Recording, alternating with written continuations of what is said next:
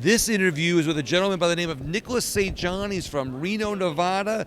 Nicholas, thank you so much for being on. Do I have that right? Is Nicholas? Nicholas, St. yes. John spelled the same way? John, Jon, no H in John. So you're from Reno, Nevada. You told me off camera there's a lot of people that are really mad. They hear all these stories about election fraud. They go, why isn't anybody doing anything about it?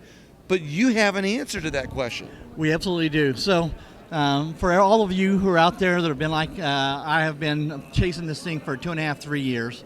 Every time we turn around, we go, oh, there's a violation of oath. There's a violation of the NRS codes. There's a violation of our election laws.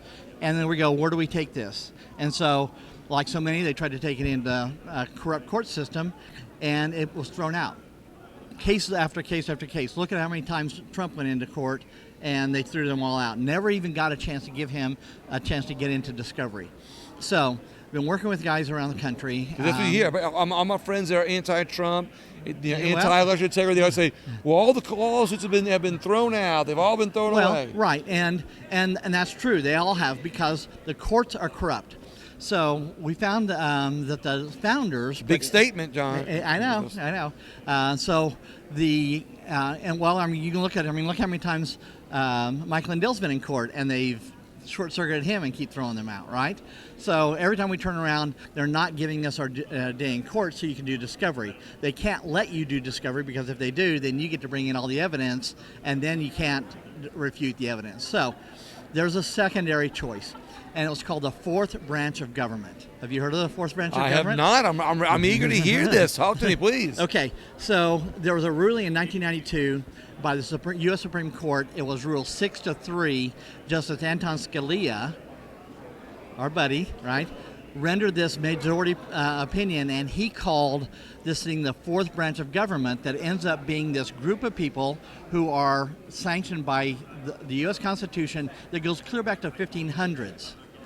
And it's a way to buffer the people, take the people that are upset, and instead of going and burning down the king's castle, they actually said, let's have this little committee. The presidents can come. They'll tell us what they're upset with. We'll go get the king. We'll work this out. And so we're not burning down castles all the time, right? That's in our Constitution. It's called the grand jury, the people's grand jury. Ah, okay, all right. So the grand jury has been hijacked for years. People don't know that they can get documents to the grand jury, or even a question to the grand jury. They have the right to investigate anything they want to, not just what a judge tells them, not just what a DA tells them. So that puts the power back in our hands. I have 2 cases right now pending in the grand jury. So how do the people get this to the grand jury? Okay. Is that what you're telling us? That's a problem, okay? Because it's been hijacked. The court system, because there's a judge who will work with the grand jury, and you will hear the term presides over the grand jury. That is completely false. When I went in to turn in my documents the first time, they said the judge that presides over the grand jury, they'll make a decision on whether they're going to hear. She's going to take it to the grand jury and let them hear your case or not. That is completely wrong. That's hijacked. That's obstruction of justice. So I figured out a way to get around the judge, hold them accountable so they don't obstruct justice. I have 2 major cases right now in Washoe County that I'll be the prosecutor for. We're not bringing in a DA. We're not bringing in a lawyer.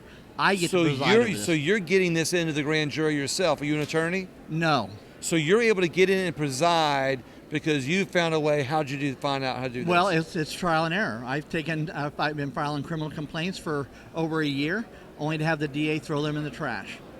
That's obstruction of justice. They should have taken and given to the grand jury for the grand jury to decide on whether they're going to investigate. So is this just a matter of persistence, that you just kept being persistent?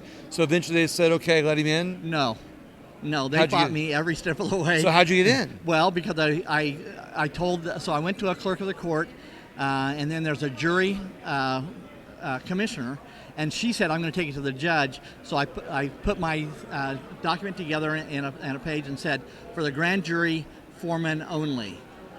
Which means that if the court interferes, that becomes obstruction. And we had a judge who decided she didn't want to be brought up on obstruction charges, so she took it directly to the grand jury foreman.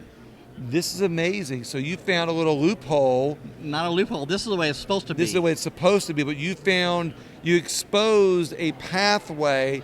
that has been covered up through the Right. years, that people have either forgotten about, not seen, not aware of, because it's been covered up because you believe that these people are part of the, for lack of better words, the cabal that doesn't Right. want the people's voice to be heard, Right. which is what you did. So Yep. that's way number one. What happened number two? Well, I have 2 cases in before them right now, so I've set a precedence that this is the way it goes in. Second, I'll be the prosecutor, so the DA doesn't get to come in and hijack my case.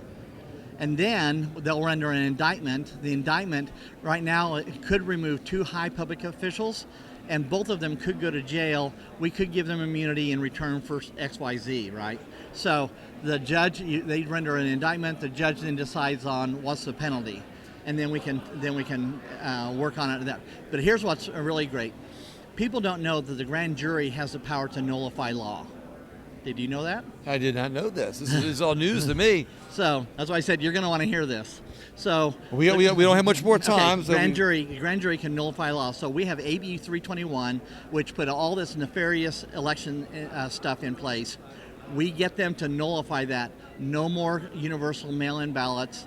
We could get rid of the machines, and we could get rid of the tabulators. that's amazing. Nicholas, tell me, and tell the audience rather, how can people find out not only more about what you're talking about, get some information on it? Do you have a website or anything We like that? do. I run an organization called Washoe Patriots. Washoe, spelled W-A-S-H-O-E, is for the Indian tribe there in Reno, Nevada, and WashoePatriots.com. And we'll be posting a lot of the stuff up there. I don't have any of the Spell that grand one jury. more time. W-A-S-H-O-E. .com. Patriots, WashoePatriots.com. .com. Yep, and so you'll find stuff on there. You can get on our email list, and you'll know when that stuff comes down. Awesome. Or when we're on Telegram as well and Rumble. Nicholas, thank you so much. Still do Everybody, this is the reason we need to watch more of these videos. There's all kinds of little bits of information you're going to get from people here at Mike Lindell's The Plan Revealed to be able to find out what we can all do to improve our elections and protect America from the great country it is. Thank you so much.